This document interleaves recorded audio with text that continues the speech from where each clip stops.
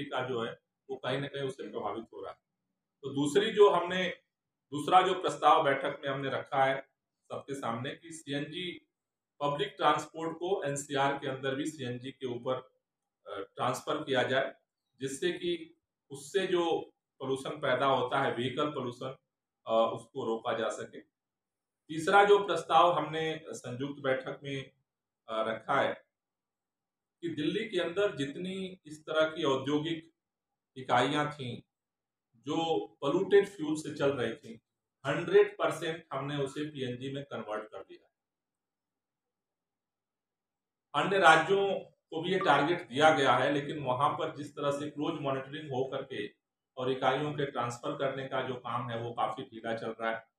तो हमने ये निवेदन किया है कि इसको त्वरित गति से किया जाए, जिससे कि औद्योगिक इकाइयों से जो पोल्यूशन है उसको रोका जा सकता है। अगला पॉइंट जो हमने मीटिंग में रखा है थर्मल पावर प्लांट का। दिल्ली के अंदर 2 थर्मल पावर प्लांट थे जो कोयले से चलते थे, दिल्ली ने बंद किया। लेकिन अभी भी दिल्ली के सराउंडिंग स्टेट में ना तो नई तकनीकी लगाई गई और न उसे बंद किया जा रहा है। तो हमने निवेदन किया है कि इस बार कम से कम हर साल वो छूट लेते हैं और आगे बढ़ जाते हैं, पेनाल्टी लगाई जाती है और आगे बढ़ जाते हैं। पेनाल्टी लगाना समाधान नहीं है, या तो नई टेक्नोलॉजी में कन्वर्ट किया जाए और उसे बंद किया जाए, क्योंकि वो जो जहरीली गैस है वो सबसे ज्यादा खतरनाक मानी जाती है एयर पोल्यूशन के लिए। साथ ही साथ ईंट भट्ठों की बात भी हमने उठाई है।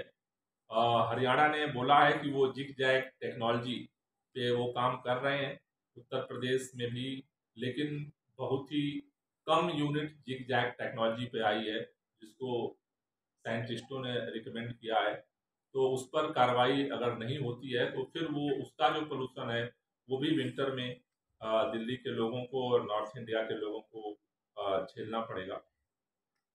साथ ही साथ हमने ये प्रस्ताव रखा है आज की बैठक में कि जो जेनसेट है, दिल्ली में तो 24 घंटे बिजली उपलब्ध होने के कारण जेनसेट की उपयोगिता वैसे भी कम हो गई है, लेकिन दिल्ली ने अभी एक नई टेक्नोलॉजी आई है जिसको उसमें सेट करने से उसकी जो प्रदूषण उत्सर्जन की क्षमता है कम हो जाती है। लेकिन पिछली साल जब हम सीवियर कंडीशन में जा रहे थे और गाइडलाइंस आई कि जेनसेट बंद किए जाए, तब भी हरियाणा में कई सारे जगहों पर ये छूट